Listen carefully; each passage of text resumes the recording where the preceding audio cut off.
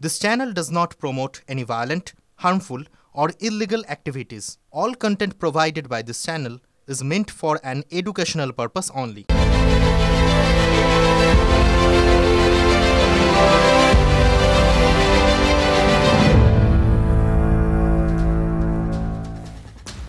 নমস্কার, নোট কাটা আপনার কথা বলতে ঠিক আপনার মুডে ঠিক আপনার ভাষায় রাত ৮টায় আবার ১ ঘন্টা থাকবে।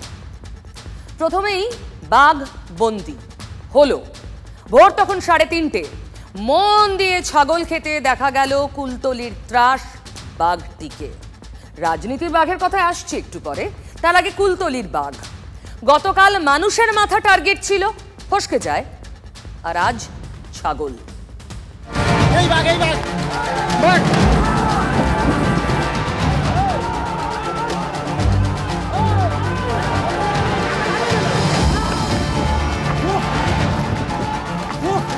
অবশেষে কুলতলি ত্রাস বাঘ খাঁচাবন্দি হয়েছে।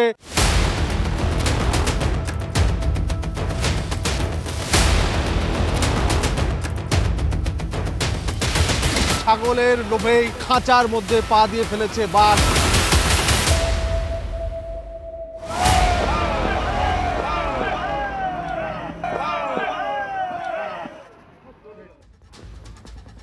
ভোর রাতে খিদে মেটে ছাগলে।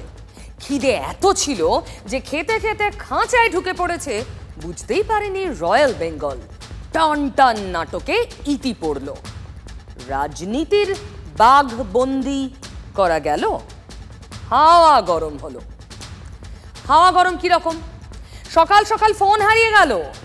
কার ফোন পাওয়া গেল একটু পরে বলবো।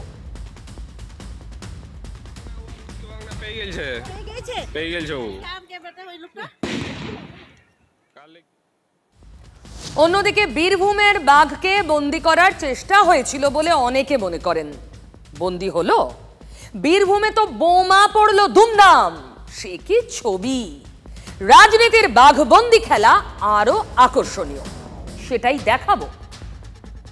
আছে কিন্তু নেই, তাহলে কি মনের ভুল? সেই মনের ভুলেই দিনভর জমিয়ে দিলেন হুমায়ুন কবির। ওই যে খ্যাপা খুঁজে ফেরে পরশ পাথর, কবির সাহেবও খুঁজলেন মোবাইল ফোন, নিজের ফোন খুঁজলেন ঘন্টা খানেক ধরে। দেখুন, রোজকার জীবনে মোবাইল আমাদের সঙ্গে জড়িয়ে থাকে, সে পরশ পাথরের থেকে কিছু কম নয়। সেই ফোন যদি হয় আবার আইফোন, তখন দামি মুঠোফোনই শাসক বিধায়কের হাতের মুঠো ছাড়িয়ে খোয়া গেল বিধানসভা থেকে। কি কাণ্ড! বিধানসভার অলিন্দ থেকেই নিত্যসঙ্গী মোবাইল হাওয়া। শুধু নিত্যসঙ্গী, রাজনীতির নেতার কাছে সেই ফোন তো অমর সঙ্গী। অমর সঙ্গী বললেই আবার সেই গানটা আসবে, ওই যে মনটা আমার হারিয়ে গেছে তা জানি না। সেই সুরেই কবির সাহেবও গাওনা গাইলেন, ফোনটা আমার হারিয়ে গেছে। গাওনা গাইলেন বিধানসভার অলিন্দে বসে। থেকে 10:40 নাগাদ নেমেছি, নেমে এখানে 42 মতো এখানে অ্যাটেন্ডেন্স করেছি। হ্যাঁ, 10:42 নাগাদ অ্যাটেন্ডেন্স সই করেছি। এখান থেকে বেল বাজছিল, ঢুকে গেছি। 5 মিনিটের মধ্যে এখানে রিটার্ন এসে দেখছি ফোন নেই। ভরতপুরের বিধায়কের হাতে জোড়া ফোন, তারই একটা খোয়া গেল। আইফোন বলে কথা, দাম তো কম নয়। তারপর মার্শাল সাহেবকে জানালাম, মার্শাল সাহেবরা দেখছেন, আর হেয়ার স্ট্রিট থানাতেও জানিয়েছি, ওনারা দেখছেন, বলছেন লিখিত। বোঝো কাণ্ড, খোদ শাসক বিধায়কেরই ফোন গেল চুরি। কি ঘটনা যতক্ষণ না সিসিটিভি খতিয়ে দেখা হচ্ছে আমরা জানতে পারবো না। আশা করছি সিসিটিভি খতিয়ে দেখে স্পিকার স্যার এই বিষয়ে আপনাদের কাছে, যেহেতু এটা বিধানসভার অভ্যন্তরীণ বিষয়, সম্পূর্ণটাই স্পিকার স্যারের কাস্টাডির মধ্যে হয়েছে। এটা তৃণমূলদের খুন করছিল এটা দেখছিলাম, তৃণমূলীরা লাস্টে ফোন চোর।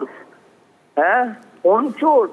এখন আবার বলছেন ফেস লক করা আছে, কিন্তু ফেস সেভিং এর কোনো জায়গা নেই। ফেস লক উনি কেন বলছেন? কারণ ওনার ফোনের ভেতরে কি এমন অনেক তথ্য আছে যেটা মমতা ব্যানার্জি দেখতে চান। না না, বিজেপি কি বললো কোনো যৌক্তিকতা নেই। আমরা এটা জানি যে বিধানসভার স্পিকার ইজ দি কাস্টোডিয়ান, ওনার কাছে নিশ্চয়ই সে কমপ্লেন্টে গেছে এবং সেটা উনি দেখে নেবেন। দেখুন, এমনিতে দুর্নীতি নিয়ে শাসকের ঘরে অস্বস্তির এভারেস্ট, সেখানে আমার বিধানসভা থেকে বিধায়কের ফোন চুরি, বিরোধীরা সময় নেয়নি রেড়ে করে উঠতে। ওই যে মনে কি দ্বিধা থুড়ি, ফোনে কি দ্বিধা রেখে গেলে চলে। এটা হতে পারে যে কারো ফোনকে কেউ টার্গেট করছে, এটা হতে পারে। এবার যার ফোনকে টার্গেট করছে সে তো বুঝতে পারছে না যে তাকে কে টার্গেট করছে, তাকে কে ফলো করছে, কার ফোনের প্রতি কার নজর আছে। হ্যাঁ, এখন কারা চুরি করলো সেটা দেখতে হবে। চুরির উদ্দেশ্যটা কি, ফোনটাকে চুরি করা নাকি ফোনের ডেটাটা চুরি করা? দেখুন, এটাকে চুরি বলা যাবে না, বললাম না যে আমার হাত থেকে কোনো জিনিস যদি কোনো কারণে ভুলে গিয়ে আমি যদি ছুটে যাই। তার কারণ হচ্ছে হুমায়ুন কবির এখন পিসির দলে না ভাইপোর দলে, এটা পিসি কিন্তু একটু কনফিউজ। তার কথাবার্তায় কিন্তু ভাইপো গন্ধ বেরোয়। মুখ্যমন্ত্রী চতুর্থবারের জন্য আবার মুখ্যমন্ত্রী হন, কিন্তু তার ডেপুটি হিসাবে অভিষেক বন্দ্যোপাধ্যায়ের অভিষেক হওয়ার দাবি আমি রেখেছি। সেই সঙ্গে পুলিশ মন্ত্রীও অভিষেক বন্দ্যোপাধ্যায়কে চেয়েছি। অবশ্য বলার কিছু নেই, চুরি বিদ্যে এটাই শিখিয়ে এসেছে তৃণমূল কংগ্রেস। তৃণমূল মানেই চুরি, আর চুরি মানেই তৃণমূল। যে কোনো কারণে আমার ফোন ছুটে গিয়েছিল, পরে যখন ফোন পেয়ে গেছি, আমি তো কারো হাত থেকে সরাসরি পাইনি, আমাকে যে কোনোভাবে হোক পেয়ে গিয়েছি, কাজে আমি আর এটা নিয়ে কোনো মন্তব্য বা কাউকে আসামি বলতে রাজি নই, এটা চুরি গেছে এটাও বলতে রাজি। ফোন খোয়া গেল, আবার ফোন মুঠোয় ফিরেও এলো। সকাল 10:42 বিধানসভায় অ্যাটেন্ডেন্স খাতায় সই করেন ভরতপুরের বিধায়ক। তারপরে দেখেন ফোন মানে আইফোন হাওয়া। মার্শালকে বললেন, পুলিশকে বললেন, পুলিশ খোঁজ শুরু করলো। খোঁজ হেয়ার স্ট্রিট থানার পুলিশ লেগে পড়লো, মোবাইলের লোকেশন ট্র্যাক করা হলো। তাতেই কেল্লা ফতে।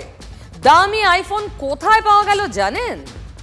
এমএলএ হস্টেলে, বিধায়কের বিছানায়, বালিশের তলায়।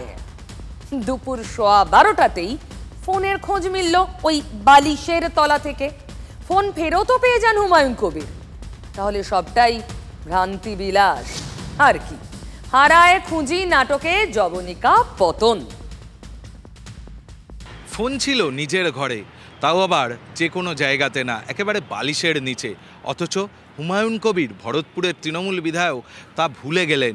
আর ভুলে যাওয়ার পর বিধানসভায় এলেন। বিধানসভায় এসে তিনি অভিযোগ করলেন যে তার ফোন খোয়া গিয়েছে।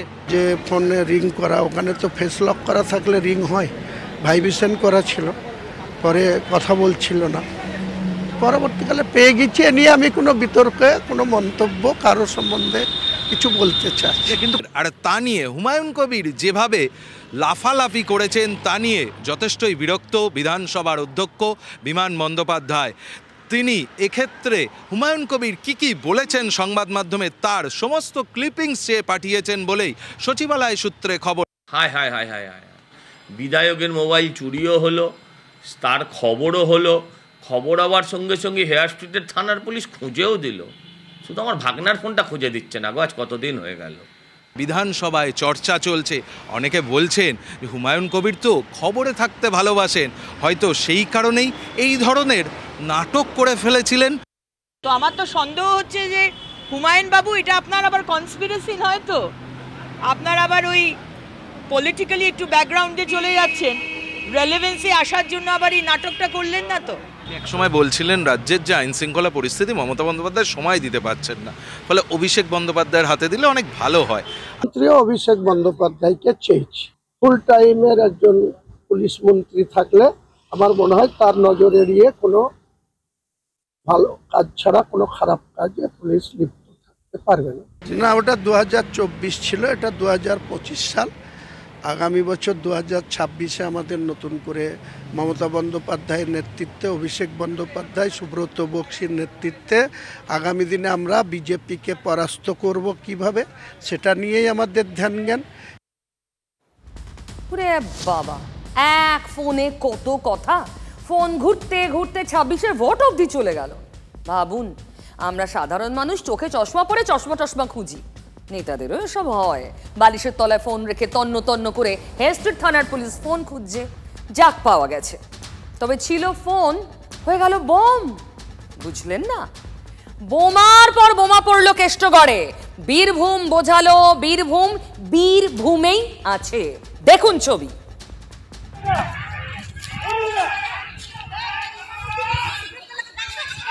ঠিক আছে, ফোন হয়ে গেছে, চিন্তা নাই। হ্যাঁ,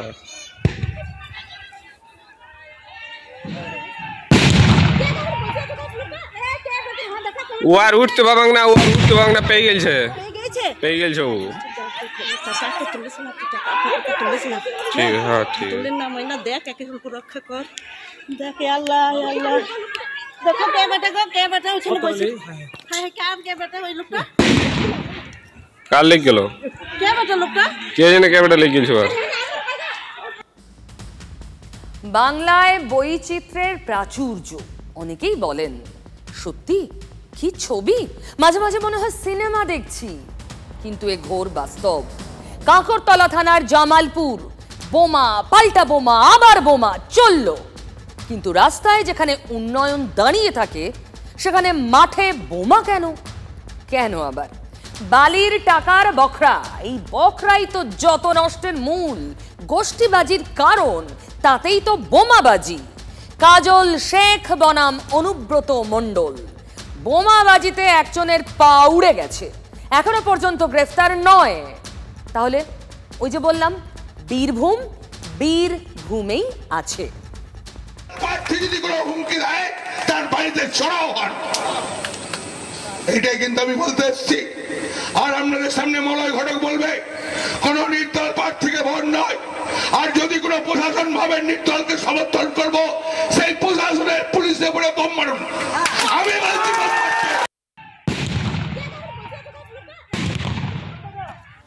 বোম মারুন, সে এক দিন ছিল বটে। তবে জেল মুক্তির পর এখন কেষ্টমণ্ডলের অন্য রূপ, বদল ভাষাতেও। কেন ঝগড়া করব? ভুল করি, আপনারা আমার ভুলটা ধরিয়ে দেবেন যে দাদা এটা ভুল হয়ে গেল। আমরা বীরভূম জেলায় সবাইকে নিয়ে চলবো, সবাইকে নিয়ে থাকবো, আমরা দলটা আরো বৃদ্ধি পাবে। মুখে বললেন বটে, কিন্তু দিন বদলের বীরভূমে বদল এলো কই? কাঁকরতলার জামালপুরে বালির বখরা নিয়ে তৃণমূলের দুই গোষ্ঠীর বোমা পড়ল। কাজল শেখ গোষ্ঠীর স্বপন সেন ও অনুব্রত মণ্ডল গোষ্ঠীর কোর কমিটির উজ্জ্বল হক কাদেরের কোন্দলে তুলকালাম। সেই বোমাবাজিতে পা উড়ে গেল অনুব্রত গোষ্ঠীর শেখ সত্তার আলীর।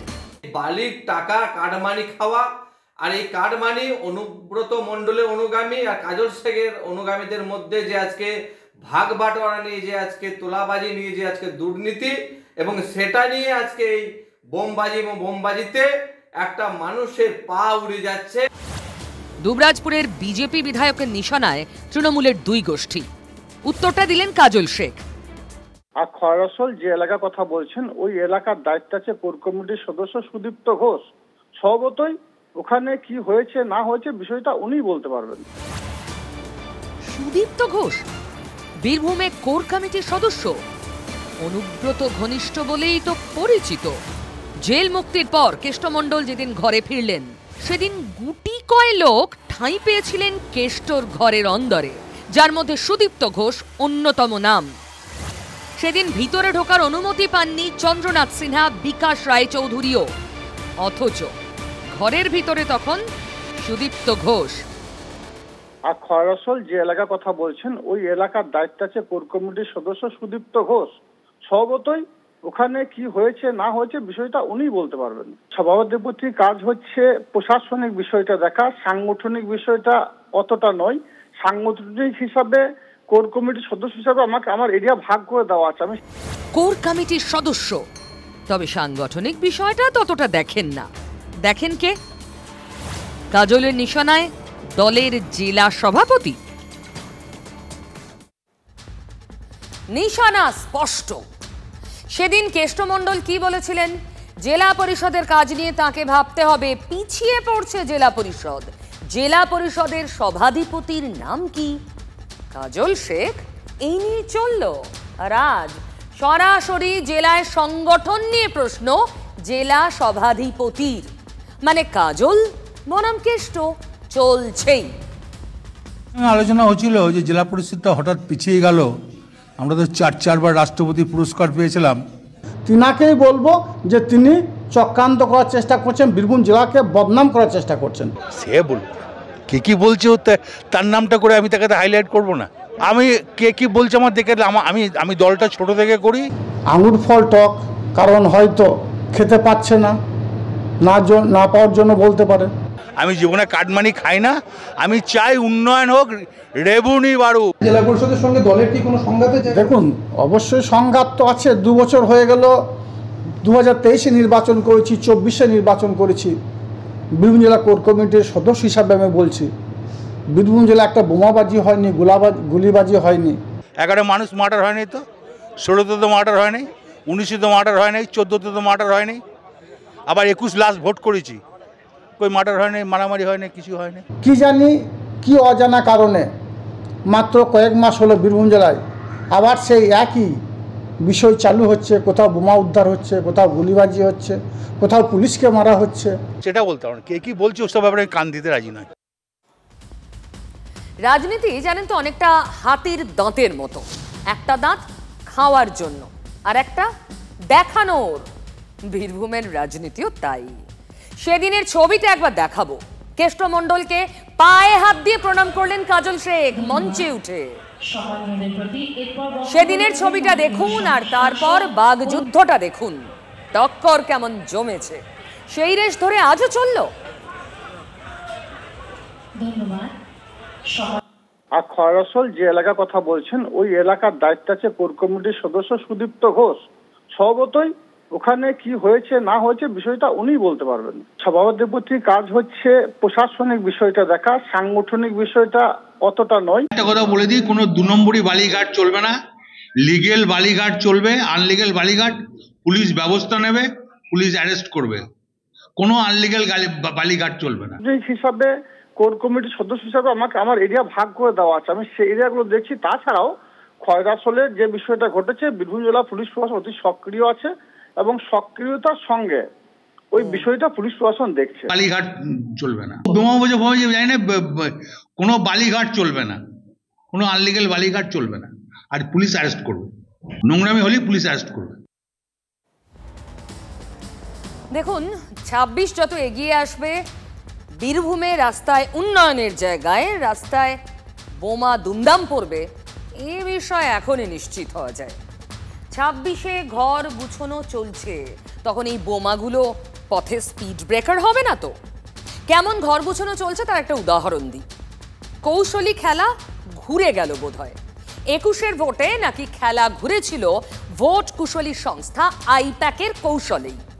রাজনীতির বিশেষজ্ঞরা অনেক ইস্যু কথা বলেন, স্রেফ স্ট্র্যাটেজির জোরে কেল্লা ফতে।